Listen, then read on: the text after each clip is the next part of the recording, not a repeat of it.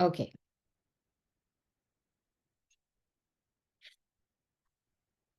So last couple of weeks, we have been doing monsoon themed topics. We learned how to make water drops in pencil.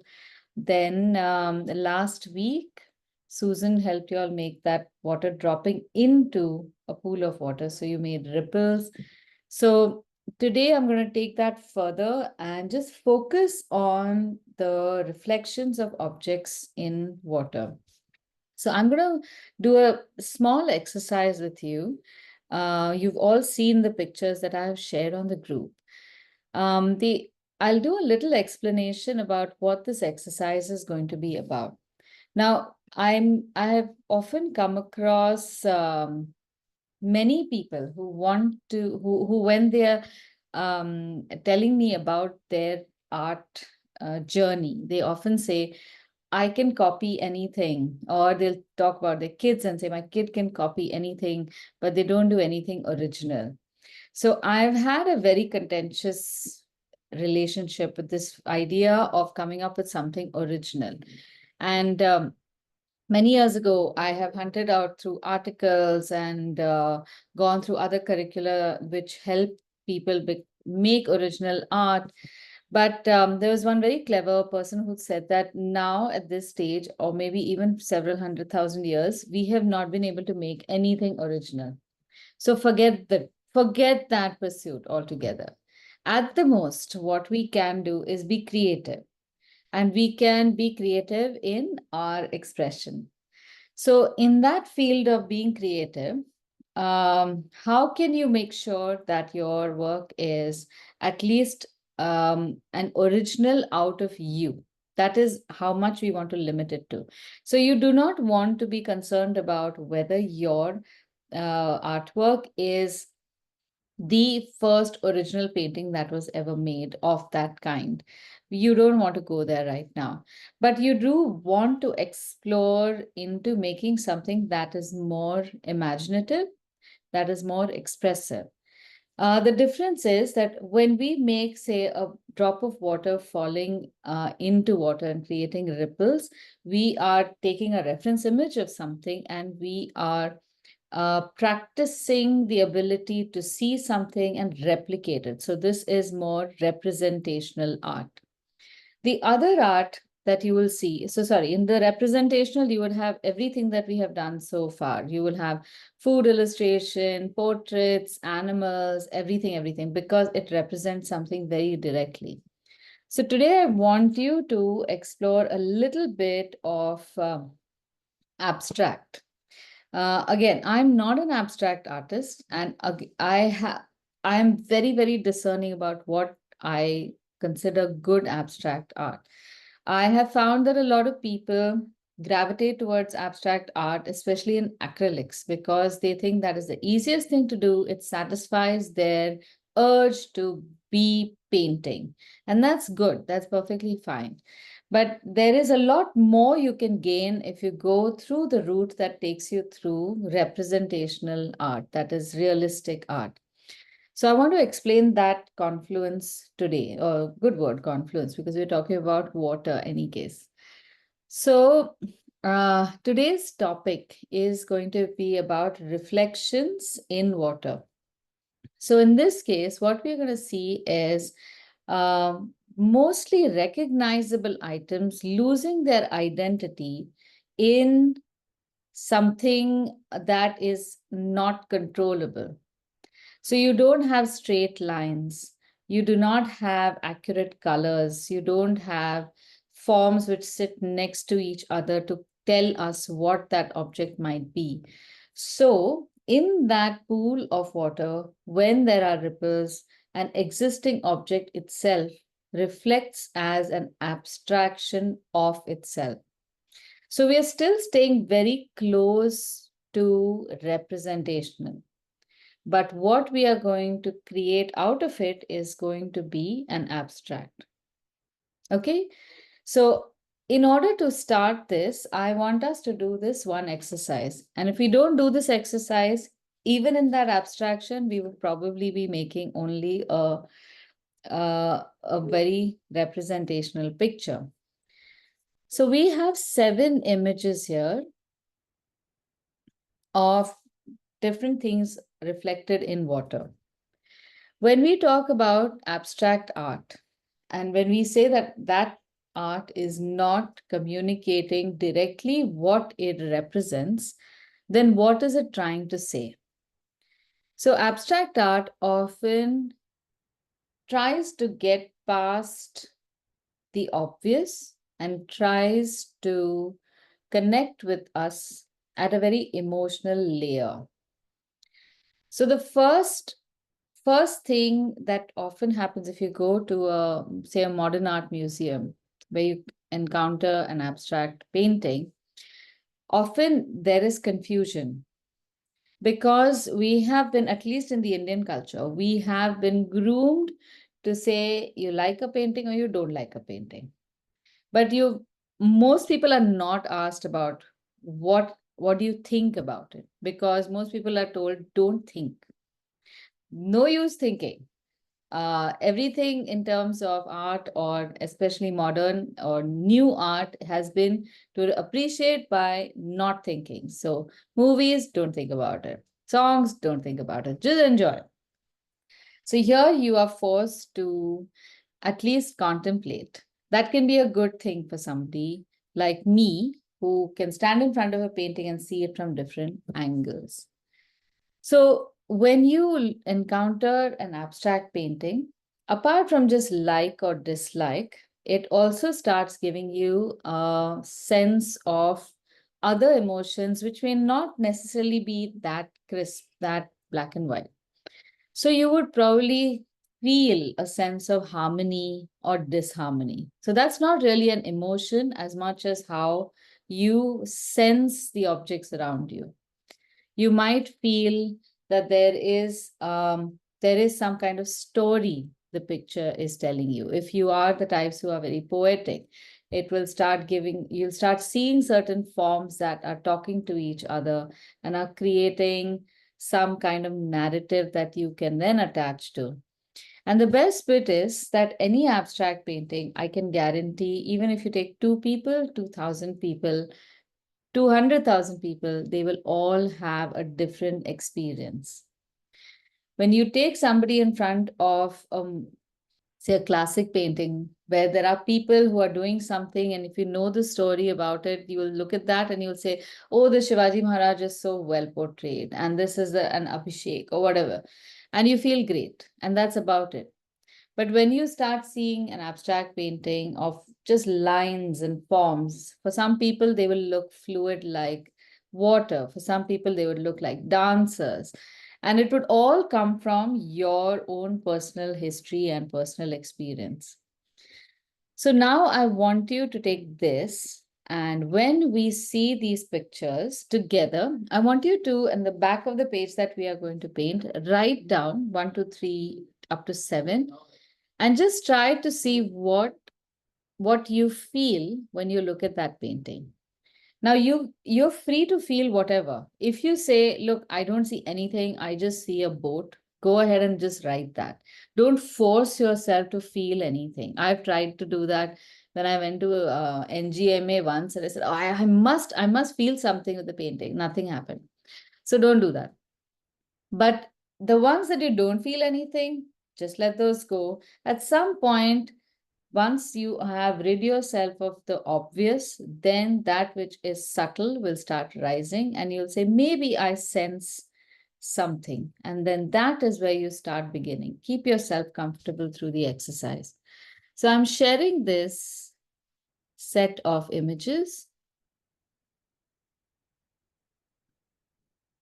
So I would like you to respond to the form, the color, how the lines are interacting with each other. And you can write down words that come to you. You don't have to try to make it too cerebral also. So this is image number 1. Here's image number 2.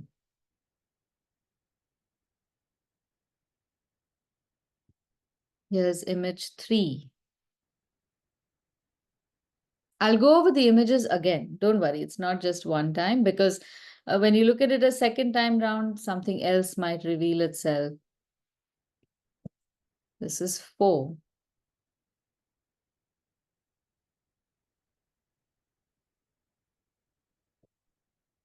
Five,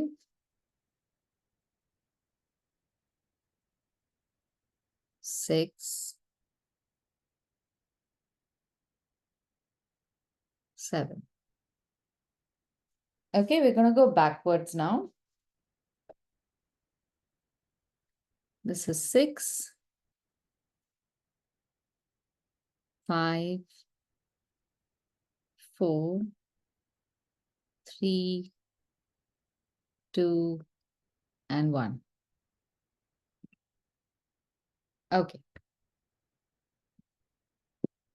How about, would you like to share what words you have written for each of these images? How about let's take the first image. What were the words or thoughts that came to your mind? Sunny. Okay. That's it for the first one. Sunny. Okay. Yeah, my thought for this was summer fun. Summer, yes. Yeah, very, very summery, and I love yellows in summer. And yellow and blue just work so well. All right, how about this one? Dark, mysterious, webbish. Yeah, webbish, that's a nice one, yes. Yeah, for me, this was just very creepy. This was like I listen to a lot of true crime podcasts, so this was like a setting for some murder. I thought of Edgar Allan Poe. Yes. Yes, very Edgar Allan Poe, the Raven, and all those kind of things. Yes.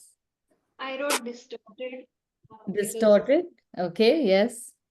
Yeah, because I mean the branches of the tree are completely, the way they are seen in the reflection is distorted from its original shape. Yeah. Yes, that works. And also parts over here look like there's a glitch. Now that I'm looking at it for the 5th time. Mhm. Yes, Okay, how about this one? fluid. Mm-hmm. For me, it's like, I don't know, the lighter part looks like liquid gold merging into dark oil. I don't know. Yeah, why not? I thought oily too. Very oily. I don't know why. Yeah. Khaki and oily. Very good. For me, this was, I think this was dawn or dusk, night and day, something like that, because the contrast is really high. Okay, how about It's this like one? a World War II thingy, that Yeah. one. Yeah. This one, Aditi, this is my favorite. It reminds me of batik. Even I was just going Complete to say, batik. Yeah.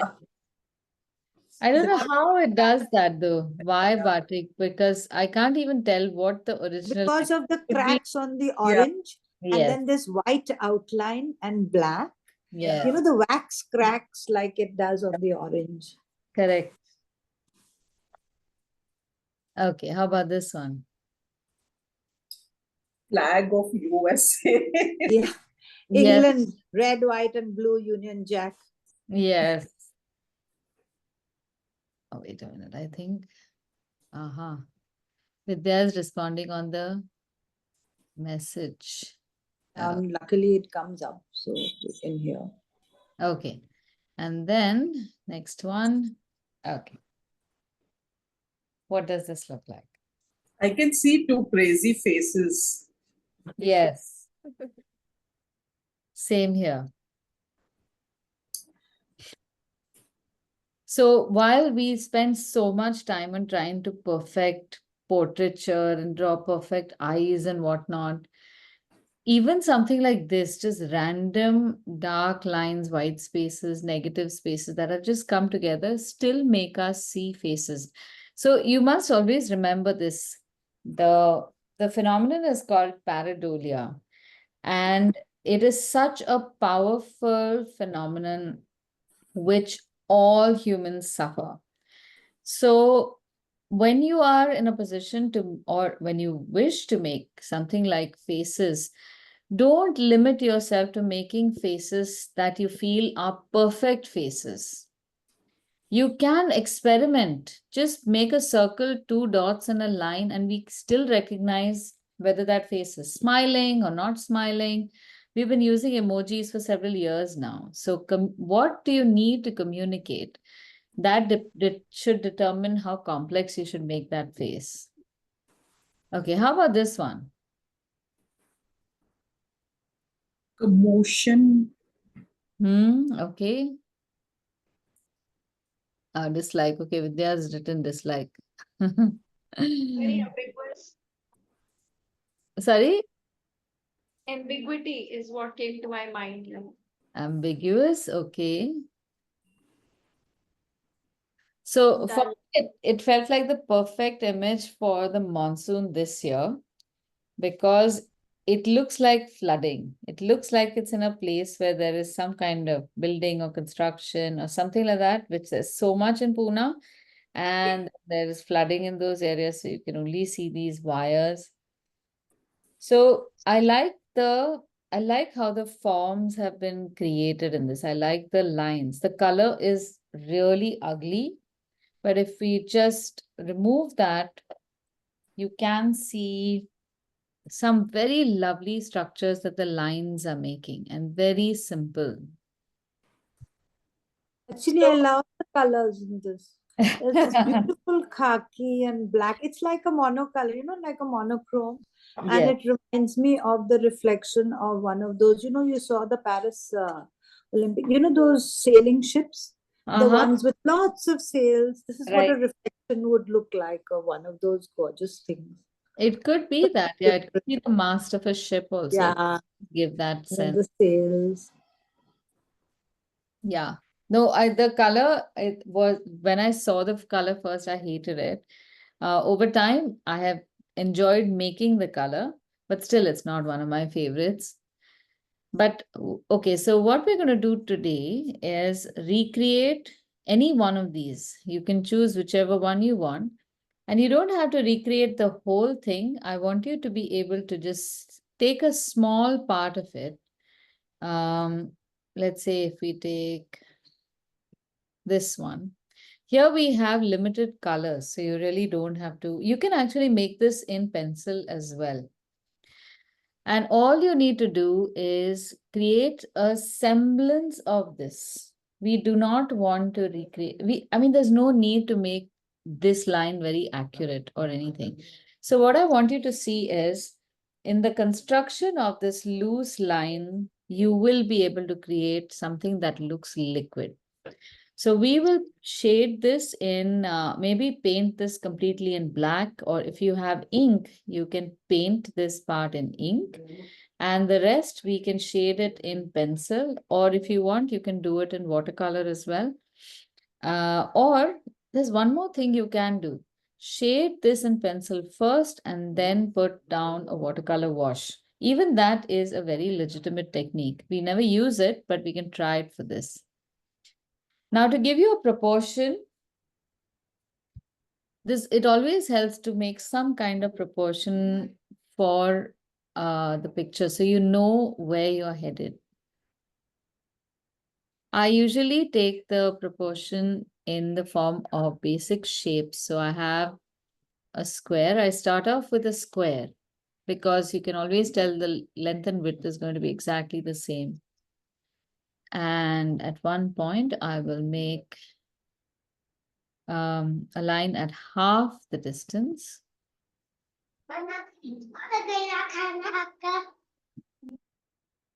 And if you notice, the leftover part is just about equal to half the square itself. So this is a 2 by 3 rectangle. This is one of the most classic proportions, a 2 by 3 proportion in paintings or photographs. Once you have made this, you'll also notice that the grid allows us to see certain lines a certain way, and you can recreate it exactly like this. It always helps to give yourself some guidelines in the beginning so that you don't see your line going maybe from, you start making this and you forget your proportions, and before you know it, your black line has ended somewhere over here. And then you don't know what to do because we see images so closely in so much detail that sometimes we make very small lines. Sometimes you'll start making this somewhere over here, and then it starts becoming so big and you run out of space. So it's good to give yourself some indication of where things begin and where things end. I'll share this image with you also.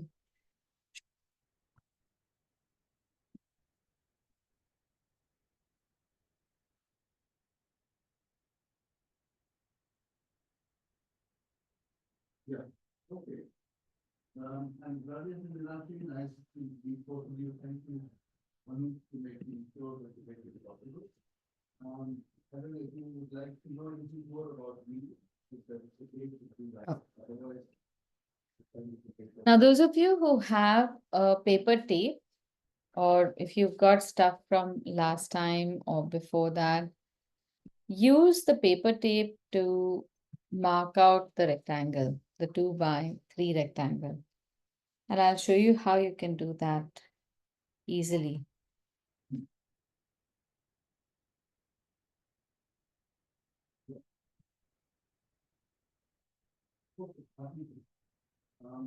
right now I will be in economics semester in marketing. Okay, so I'm placing. As usual, I'm making the artwork on the right-hand side of the book. And the reason I do that is because in the event that I want to use, I want to frame it, or I want to put it, display it somewhere, I can just cut it from here, display it, and all the information or the notes that I have made about the artwork still remains in the book, which I can go to another time. This is how I make my 2x3 rectangle. So I start off with arbitrarily placing a tape vertical and a tape horizontally. Then there's a lot of stuff written because I keep using and reusing these tapes. Partly because I can be quite conscious about art material, but second also is that there is a lot of use in many of these art materials that we throw away, and that's perfectly fine. You can do more art with it. So you will see a lot of stuff written on it, a lot of marks. So I keep changing the pen which I use to mark stuff. Now I have marked the edge, the corner of my tape with a black pen over here. And I'm going to make another mark over here. I want my small side to be about this big. And now I will place the two marks one on top of the other and fold the paper in the middle so I get the half point. So I am not using a scale necessarily, but I'm still measuring quite accurately. Now I will mark the vertical tape on the top, place the small tape right next to it and mark the half mark. And I get the measurements for a square, and take this further down a little bit so that I know how to get exactly 1, 2, 3 parts to 2 parts. Now you might think this is so cumbersome. Why not just get a scale and do it? Well, a scale is fine, but that means that if you are traveling or you want to do this elsewhere, you will have to carry a scale. Or in this case, you'll have to carry a tape. But that's not the case. You can do this kind of measurement with absolutely anything. You will, even if you find something like a tissue paper or just some printer paper, you can easily recreate this without measurements, just so that you get the right proportion. And I prefer to have a system with which I can work on the fly. If I feel like I want to draw a line and I don't have a scale or a ruler and I still want to measure, I like to find stuff out without relying only on tools. One of the reasons it works that way for me is also because I make a lot of murals. So when I'm working on a site and I don't have all the tools in place, then I have to improvise very often.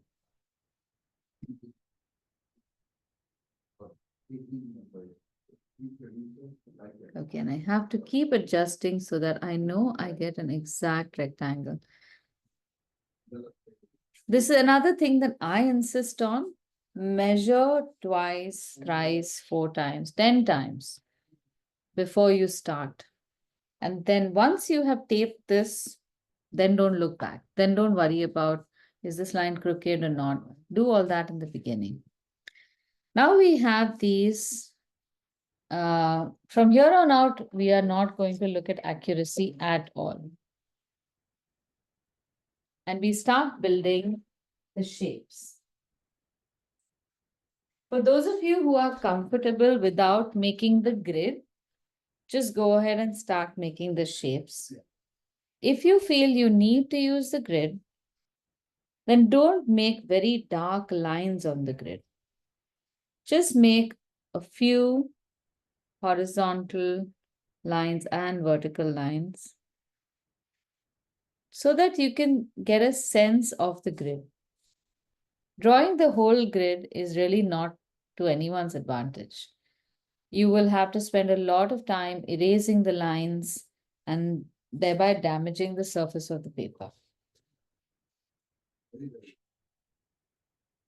And now, as is the case with every grid-based illustration, you can start creating the shapes. I would again go ahead and visually break my rectangle or a square into 2 parts and then make this line. But here's what I do. I'll make a line on the center where one large wave happens to pass. This is one place where you do not need absolute accuracy or any accuracy. Just follow the lines, make them fluid, don't stop and start, and you should get some kind of flow.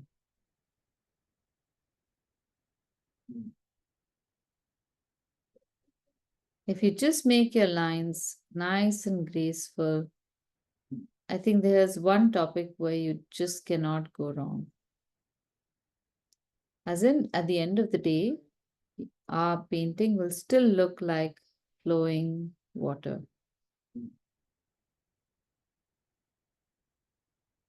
Yeah, I'm going beyond my scale. And I'm not going to bother correcting.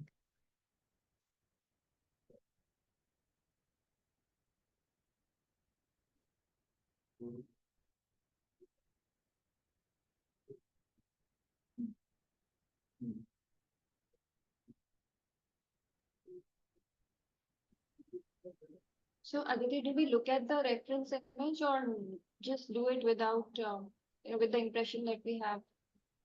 I'm looking at the reference image because I would like to at least have some support. Yeah. Because, I mean, sometimes what happens is when we are making these lines, we'll end up making them too regular. Yeah. Which again looks very artificial. Yes. So that is why it helps to keep an eye on the reference. But just like, for example, I've drawn this one line that goes through, right?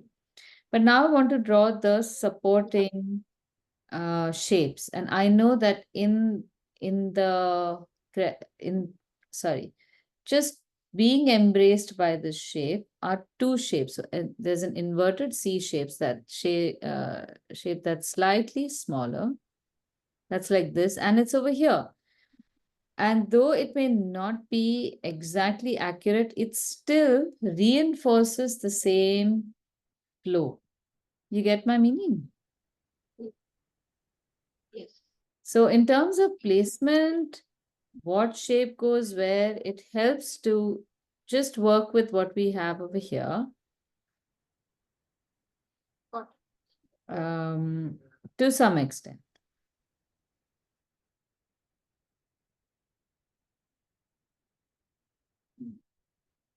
Now, the other thing that also is happening is while you're painting this, you notice that there are so many weird shapes that are that you can see in the water. I don't think we look at waves this intently unless we are drawing, as is with everything else. So in our minds, we have waves that look like this. I don't know where that perception even comes from. So maybe waves do look somewhat like this out in the open sea. But as we here, the moment our eye line has changed and we're looking downward into the water, we're seeing the tops of these waves. So obviously, we're not going to see them sideways like this. So then, an exercise like that helps in establishing a new kind of observation.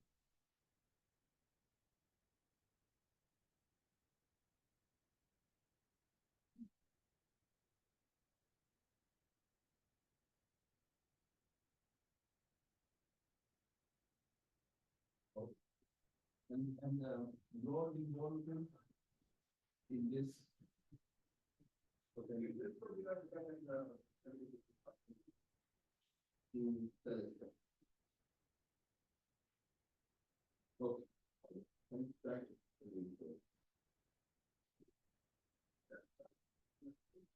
So usually when artists are trying to work on a new series of paintings, for example, these are the kinds of sketches or explorations they would engage in.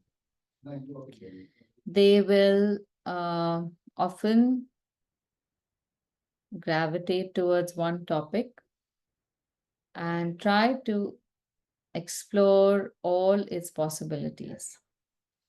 The same thing also happens with graphic design. So, say for example, in graphic design also partly we do use images to convey a word or an idea. So we do a backwards and forwards exercise as we have done before. Look at something and give it words, or you have a word and you know what image to use in that for that word.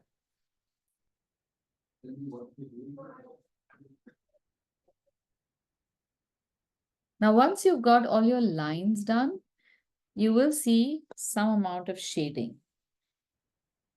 When you do pencil shading, please keep a sheet of paper handy and keep it under your hand, or make yourselves a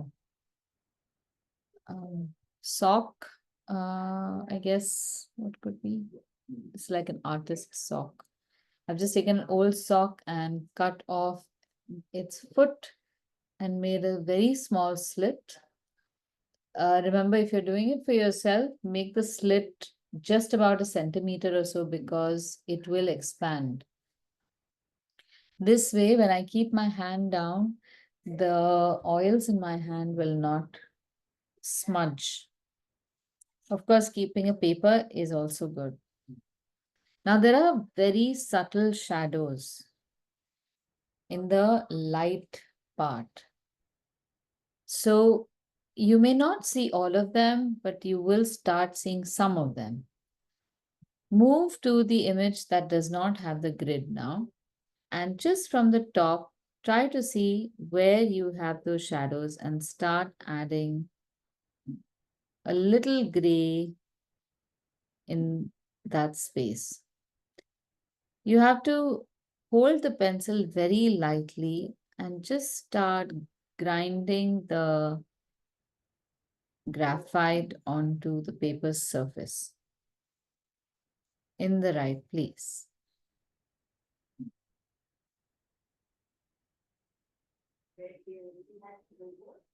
So what you have are these fuzzy shapes. Let me just demonstrate here. You will see some shapes like these, but they don't have very dark edges. Let me shade something dark and I'll show you how to make it fuzzy. So if you want this shape to look fuzzy, you have to make the edges very light and obscure the sharp line or the sharp edge of the shadow. Now imagine making this very lightly. So here I have a little bit of dark in the center and the edges are very, very light, almost invisible. So my technique for this is to first very lightly shape the whole shadow and then change the angle of the book or the pencil and start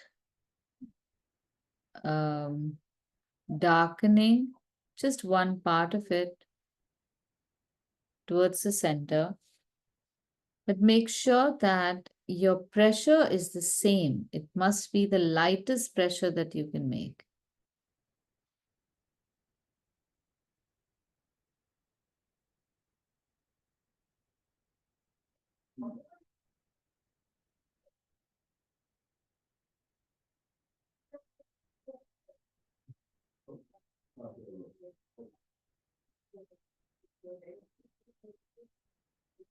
There are some parts where you will see even the light reflected part has gray sections, like right here at the top.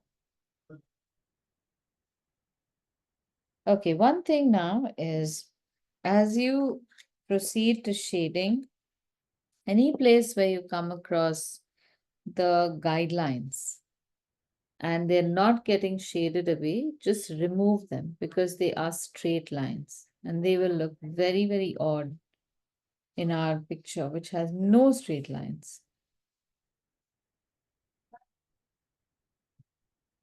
If these lines were in the black section, then we don't even have to bother. But since they are in the white section, it'll help to just remove them. So this is a very good exercise also to practice shading, light shading as well as dark. So this part on the right, where you have mostly shadows or a dark reflection, you can shade it entirely in a dark pencil. When you do that, you will notice that it too has some patches which are fairly light or they're like a deep green or something. Before that, this earlier company solar pack was an existence. Are you able to see those very subtle gray shapes?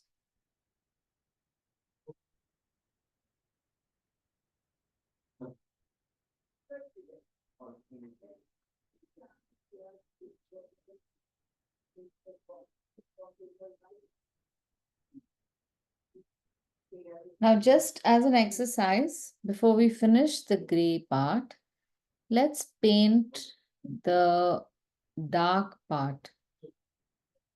Leave some sections over there to make them gray, like these 1, 2, 3. There's one over here, just a wave part. And there's one section that is round. I'm using, actually I can just use watercolor itself.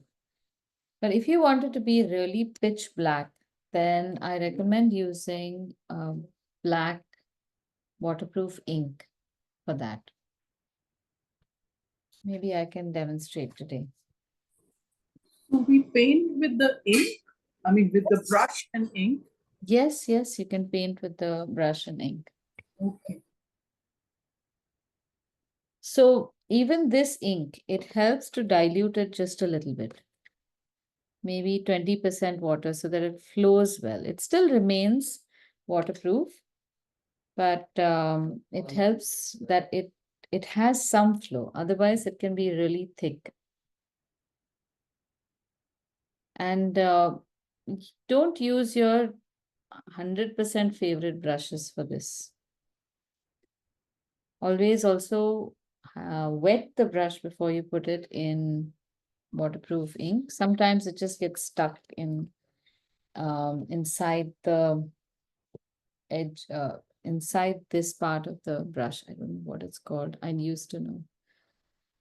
So where the hairs get attached to this metal part, sometimes the ink rides up and can damage the brush. Now, if you don't have this, you can just use pencil and make it really dark. If you have just black paint, you can use that. So I want you to see in this exercise, if we were to paint this section black and make it an absolute flat black, how does it look? Does it still give us a very graphic looking water, or does it look like something else? Let's see that.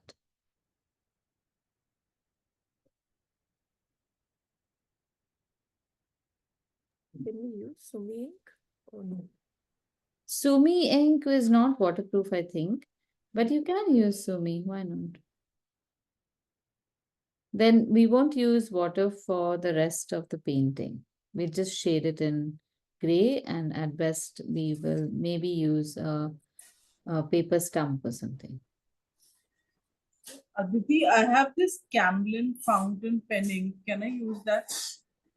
Fountain pen ink might, why don't you just make a small swatch of that somewhere and Okay. see if after it dries, just put some brush around the edge and see if it is bleeding. Okay. I'll try. Okay. Use anything that you have right now, because like in my case, I can use watercolor after this, but we can avoid making watercolor completely and just make a grayscale image of this also, because that cream color is not really a game changer.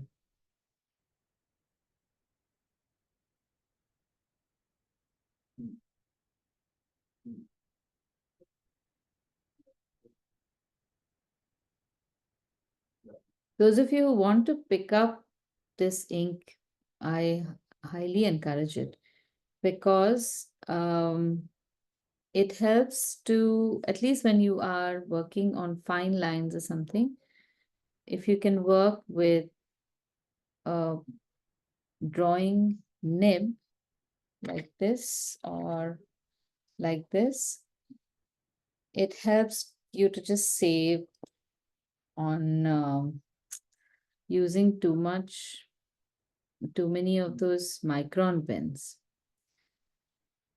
I just hate throwing them out. They're wonderful pens. The pen is not the problem. The fact that they're disposable is just very painful.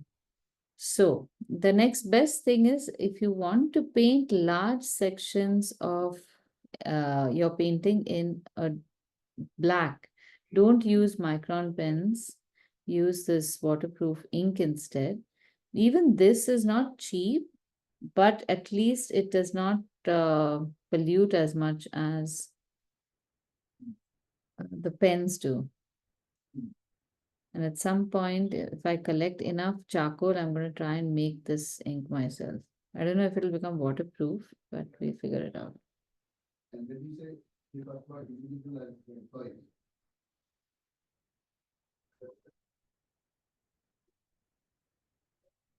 then the value chain.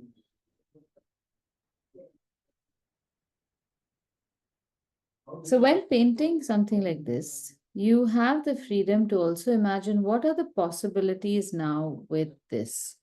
What is happening here? You can look at a situation in many ways. So in this case, someone saw oil mixing with gold. So you could imagine what this situation might be where oil is mixing with gold. Now, as I'm painting, a certain texture is emerging quite automatically. I don't intend for it. In fact, I would like it if there is no texture. But instead of saying, oh, I wish I could make this plain, I can think about what this texture is doing to the painting. So this process of thinking, looking at your work and giving a new meaning to whatever is emerging on your paper, that is thinking creatively. That part we often don't do, and we are so impatient to finish the painting in the vision that we have seen it, and that expectation that we have set right at the beginning, that during the process there are a lot of creative ideas that are coming our way, which we don't even recognize.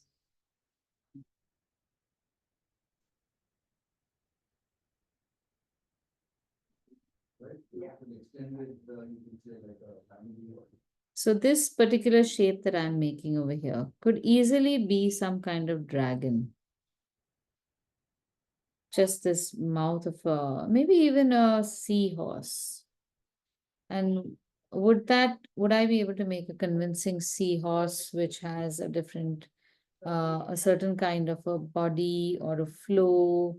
In fact, this is also reminding me of those two eels from the Little Mermaid movie, Flotsam and Jetsam.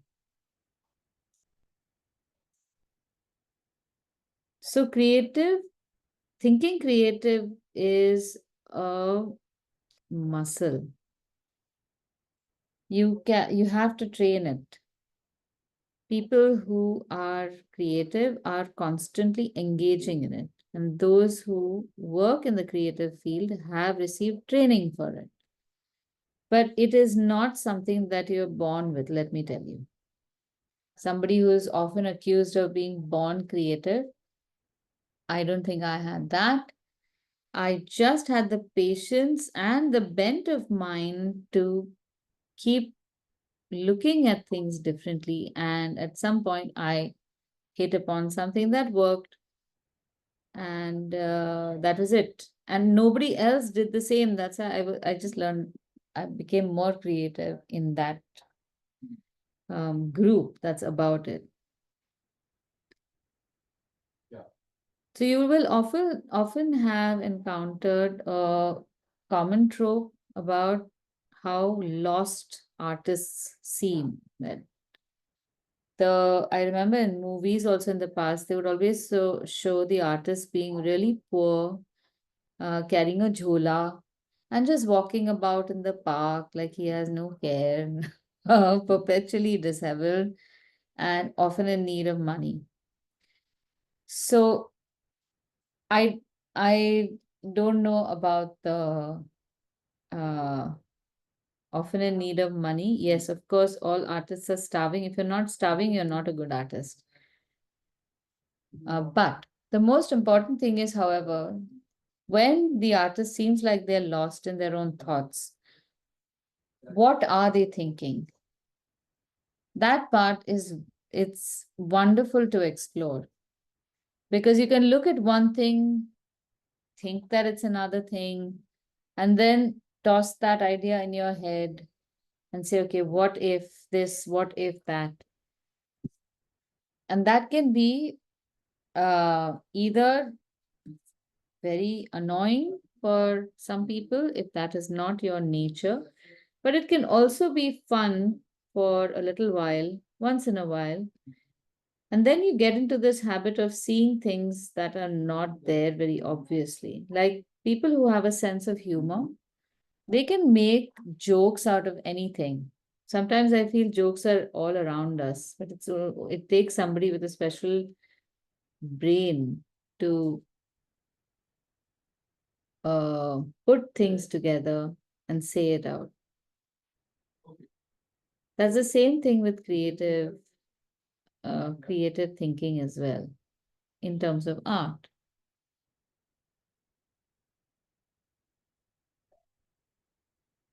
So while you're painting this, I am going to show you a series of pictures which you probably have seen before, but you might see them in a different context.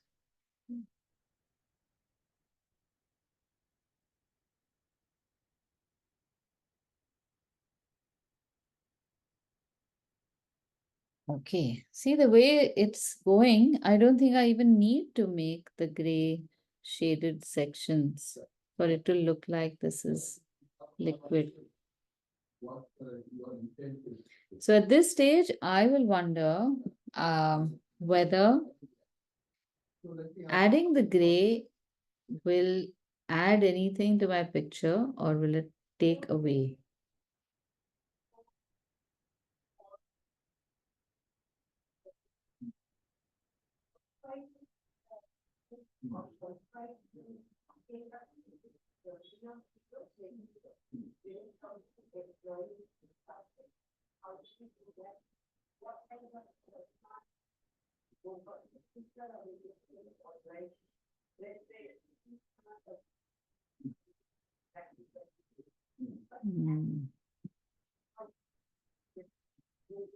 And there's one very nice thin line that runs across. So I'm just going to use this pen to demonstrate, but you can use a micron pen for that line. Just make sure that everything is dried.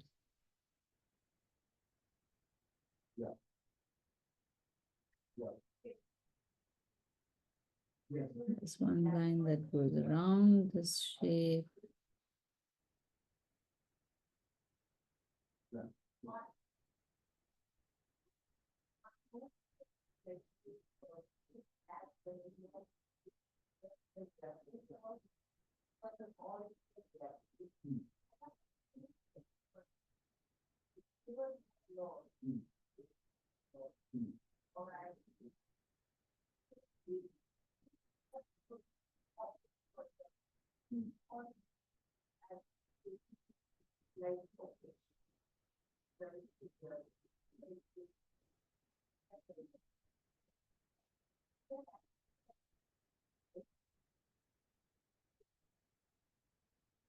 This line is not parallel necessarily to all the shapes.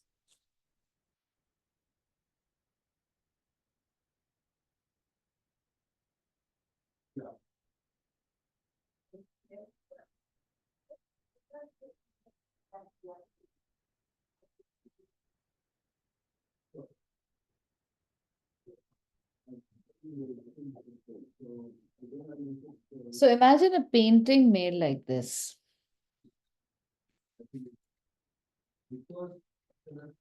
You can change the scale of the painting. What if you make it maybe 6 feet tall? Whichever place you put this painting, it will create some kind of effect. The person who sees this will see movement. Hopefully that person won't be seasick, because maybe that will happen to a really seasick person or a person who's vulnerable to seasickness. And if that does happen, then your painting is a success.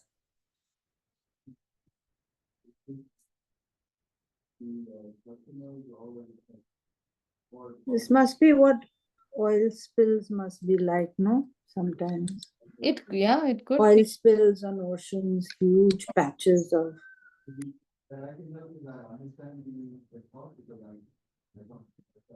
Okay, so next, please continue painting. I'm going to add some pictures, and then we will have a short discussion about that.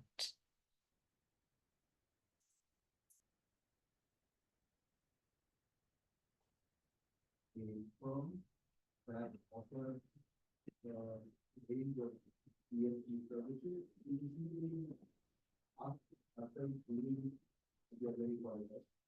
After doing ESG assessment, mapping, based on mapping, material, and analysis, all of this that I'm saying is contained in the two slides.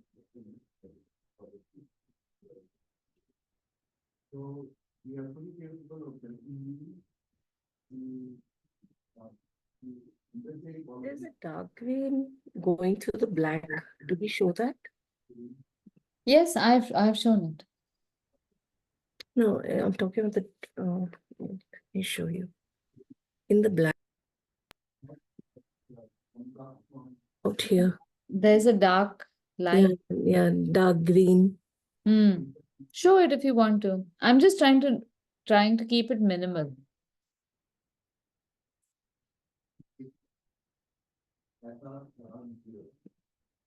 That is for Celestra and for your employees to try.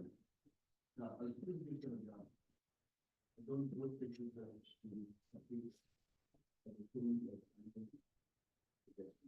so, you know, you can have zero in terms of fasting, you can have zero in terms of weight. Right?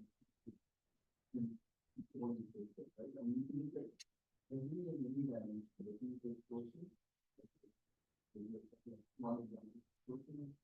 Waste is from the waste, water, or drinking water. You take a zero goal there and you just go to 3 million zero. Where we keep the baseline to where we are today, we are going to be zero and we will achieve it. So that could be one way in which we can not take if you have the recipe that can then you can use to communicate with widely. Of course, because we're in this sector, because of promises to help others decarbonize, it's always a good idea to start your own journey. So you can do your own ESG assessment, integrate to do that. So that you know where you are across 100% parameters. And then you start to track that. From this exercise, maybe what you want to. Okay, so if you are done painting, can I show you these 3 paintings?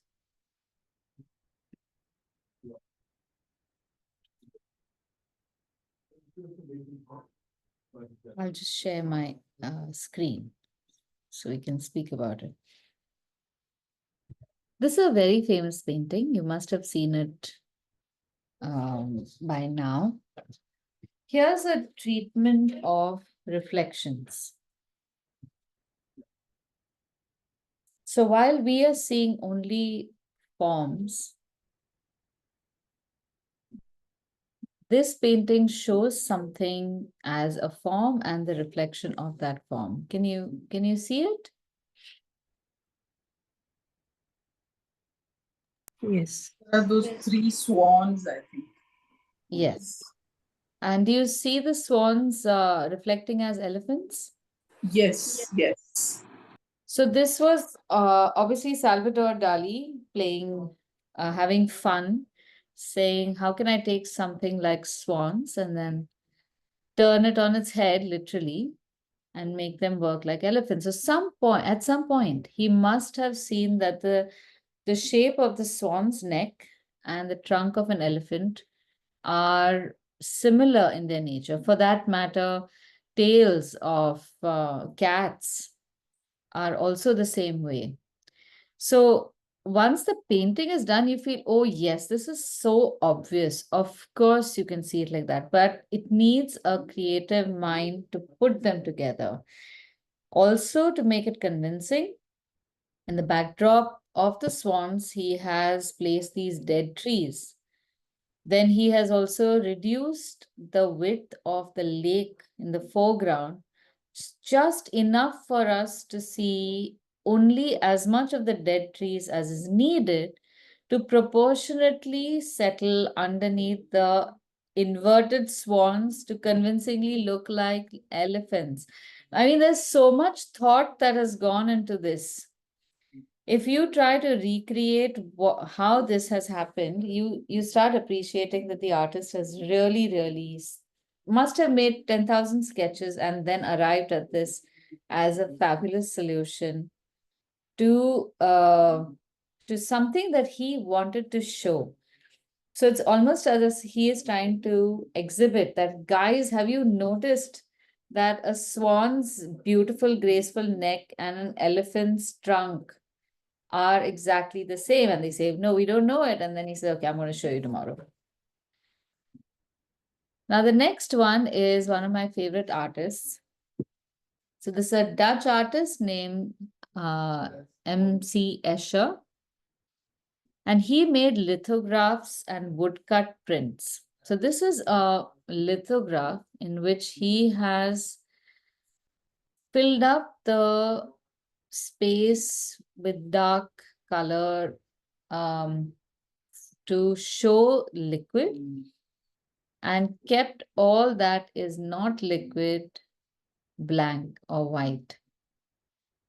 And you can see that it's almost like two worlds are seen in this. One is a reflected world, one is the world underneath, and a little bit of the world above that is falling on the world underneath.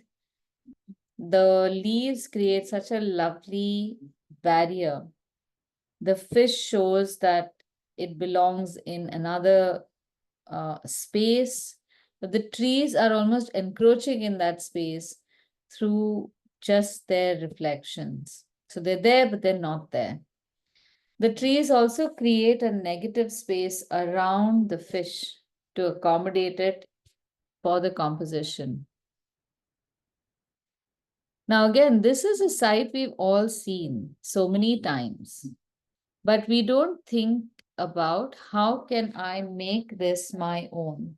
And that's what I want to encourage you all to start doing.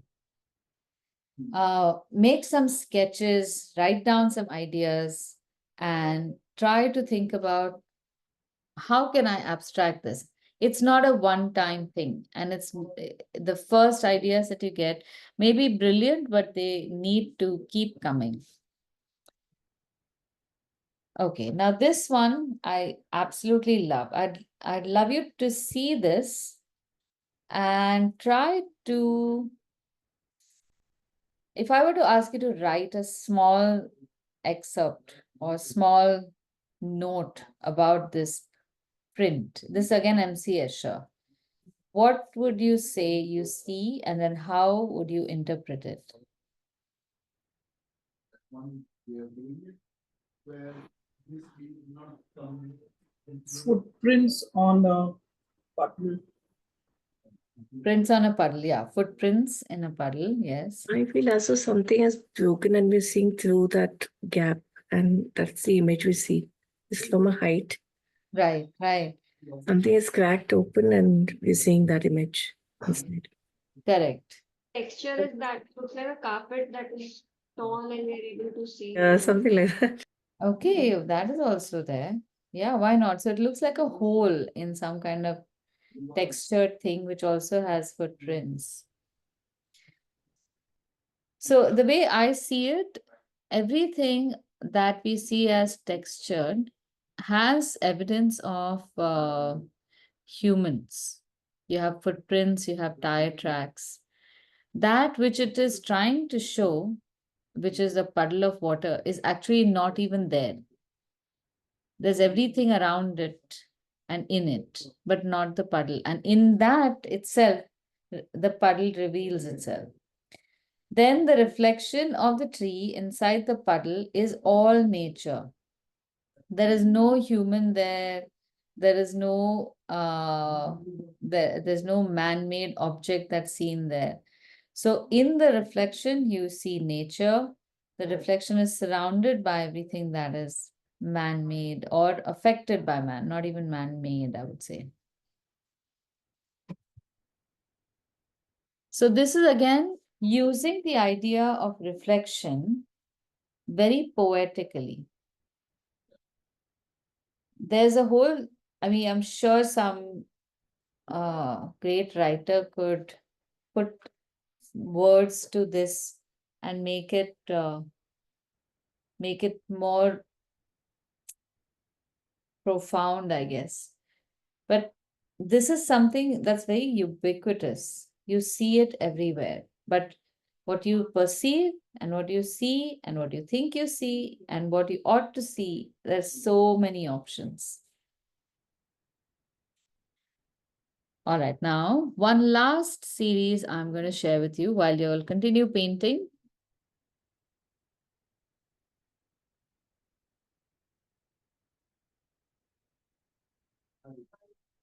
Yeah, I understand that because in every multinational, there will always be a set of guidelines that will come in or even saying that इतना तो करना पड़ेगा और अगर कुछ कर रहे हो then you have to follow this whatever, right?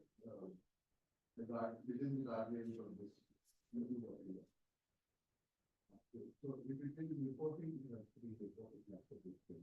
If you think that to be any politics, that obviously they will get it. And that expectation is there. So I think first thing is that you need to talk to your making people.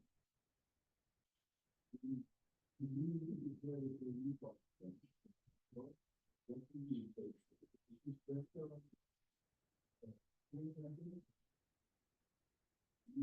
and of course, don't keep in mind anything.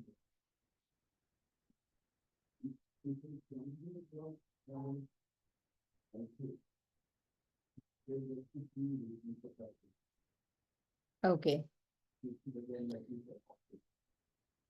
This is an amazing painting mural that you can see at the post office or the central post office at The Hague. This is another M.C. Escher idea where it's called Metamorphosis, where he starts off with just writing the title of his painting. And then he creates this whole series of negative and positive spaces bleeding into each other and creating some kind of disharmony and then harmony and disharmony and harmony. Like, for example, you have a checkerboard right at the top that starts twisting around and starts becoming honeycombs on which you have these honeybees. Then the honeybees or the honeycombs eventually distort and they start moving into checkerboard again, from where they become lizards. The lizards become hexagons. Hexagons become another honeycomb. Oh. From where the honeybees come out. And look at the transition over here. Black colored honeybees or wasps moving towards white. So they're intruding into white. And while they're doing that, they're not just disturbing the space, they are creating a form, or they're dissolving themselves into a form such that the space that they are intruding in will envelop another form that is equally graceful, which is that of a fish. So then the fish does the same thing to birds over here. So while the fish dissolve, from the negative space or the space left behind by the dissolving fish, emerge the birds. The birds do the same thing for boats. The boats do the same thing for another set of fish. They become horses. Horses go and become some triangles. Triangles become winged letters. That's where the post office comes in. And then we have birds again, which become two-colored birds that end in a city. And this is actually an Italian city where MC Escher spent a lot of years. And he has recreated just this as a memory of his time spent over there. So look at how he has used so many. And a chessboard Yes, after the city. Wow. yes, chessboard as well.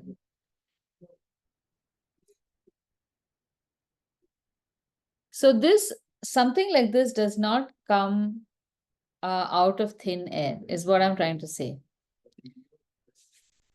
So a lot of people who see this say, oh, he was such a creative genius. And in that, they sometimes forget that he must have spent hours and hours and hours creating tessellations of different shapes to see what fits in what tells what kind of story, how I can change one form into another. Will a certain form reflect as a bird or as a bee or as a horse or whatever? And made wonderful graphics out of these shapes. So now when we look at this image, do you see how this could very easily be the beginning of what MC Escher has ended as the metamorphosis? Here again, there are shapes which look similar to each other, which are encroaching into each other's space. But we wouldn't think of that.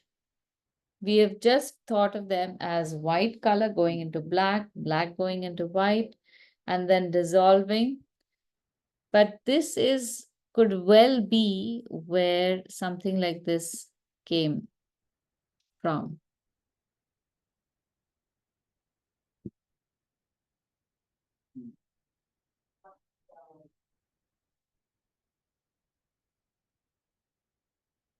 So now next time, whenever you look at a shape, or actually whenever you're observing anything, look at everything that you see with different eyes.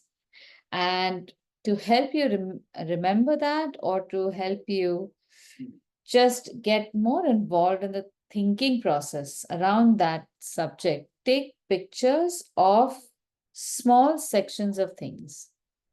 Like, for example, I have this water container over here. If I take a picture of the entire water container, all I see is the water container. But if I were to obscure some part of it and just take a close-up image of just this part, it might reveal itself to me as something completely different, which I would never have seen before.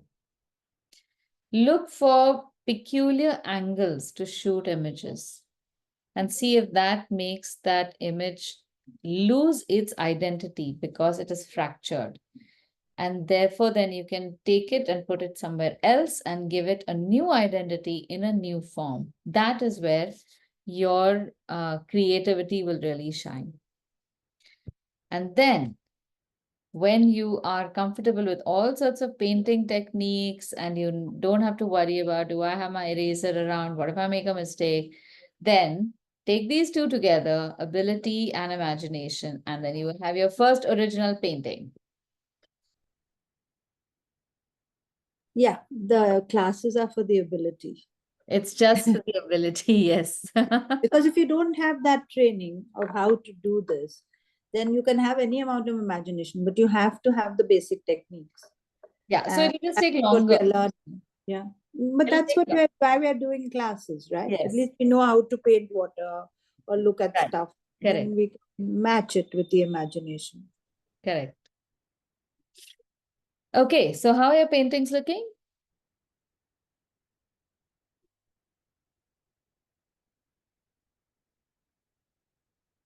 It's not completed. But Okay. I'll pick, I think, something send the it on. setting. It's Oh, very nice. Nice, Elaine. I really like how the black and white is looking. Yes. Nice, Sonal. Looking good. Are you do you like it? Yeah, I never tried something like this before, so it's a very, very different uh, technique and a subject. Plus, so I managed with whatever supplies I had today. I did this in watercolor. Good. Yeah. Very nice. Very nice. Great.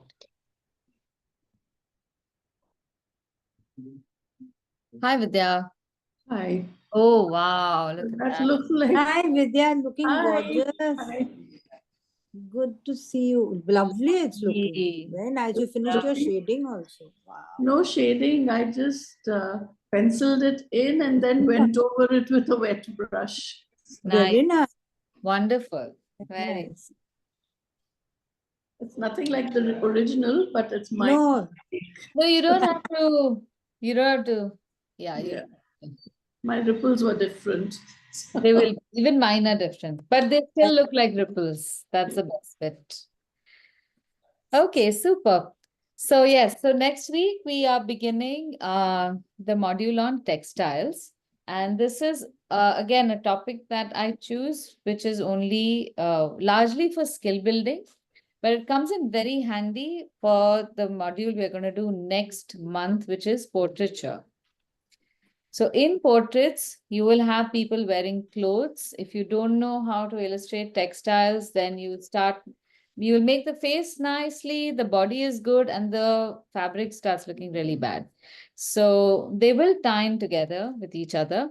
The focus next month is going to be largely on illustrating different types of textiles. So I am going to throw in a little bit of Indian embroidery as well. So how to illustrate Indian embroideries. And because we have so many embroideries, just one or two of those as samples, I want to show you so that if you feel the need to use that in your illustration somewhere, you shouldn't hesitate, because we have in our embroideries, we have so many textures and so many different elements that they can be in itself, they can be a very nice graphic element too. Now, there is room for other stuff. If you feel you would like to learn to illustrate some particular type of textile, please share it on the group so I can study it, and we could try that as well. I am going to try batik because batik is often very difficult to illustrate, but we'll see. It won't, if I can't do it, I'm not going to make you do it. Aditi, can we do a fabric which drapes over something? Because it's easy to draw the pattern, but when you have to draw the pattern folding over something, yes. that's difficult.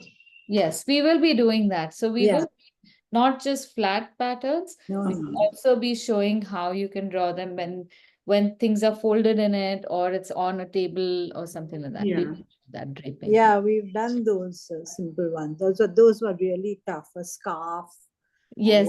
Yeah. somebody's neck and fabric hanging over something. Yeah, we did that. Oh, you've Yeah. done it already? But we'll do it again 2 because years we ago, are not great at it. we will be doing that. We keep repeating, but it'll be a Oh, good. different kind of fabric that we will do. So don't worry. Yes, that will be part of this as well. Okay. Yes. Charita, were you showing something? Oh, you were holding your book, so I thought you wanted to show something.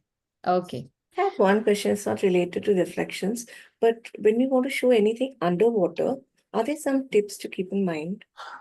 I also wanted to know, yes. So when you're saying underwater, are you also underwater?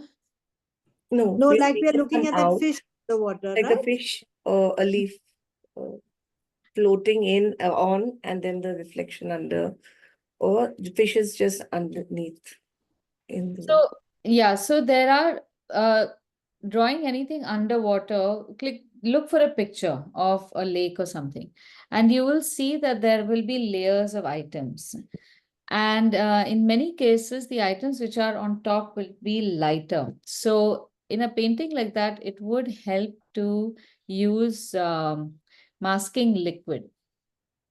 Because one should do is paint the items which are in the foreground and seal them with masking fluid. Then you draw the objects which often will be blurred, or they will be muddy, or they will be slightly hazy. So that will be the underwater part. And then once that is done, then you remove the masking fluid, and you might have to do a little bit of shadowing to some of those items along with the ripples in the water, if there are any ripples. So it's a little complicated, that topic. And without showing any items on top, floating on top, you can't tell whether you are also underground or, sorry, not underground, underwater, and other items at what level they are underwater. So it becomes a little difficult to show that. But this year, maybe in a couple of months, we will be using masking fluid, because there are lots of things we can do with masking fluid, which right now I'm making you do these the hard way by dodging around the areas. Once you start using masking fluid, you will say, okay, she's just conned us. Then she could have shown us this in the first 3 months. Why did she make us do that thing?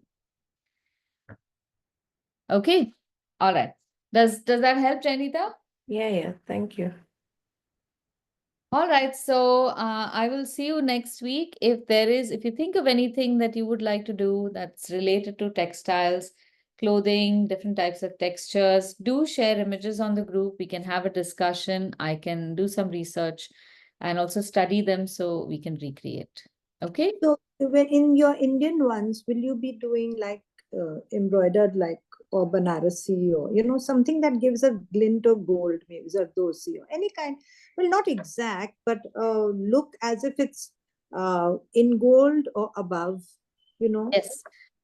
So I was going to do something that used mirrors. Okay. So these Kachi embroideries often have mirrors in them.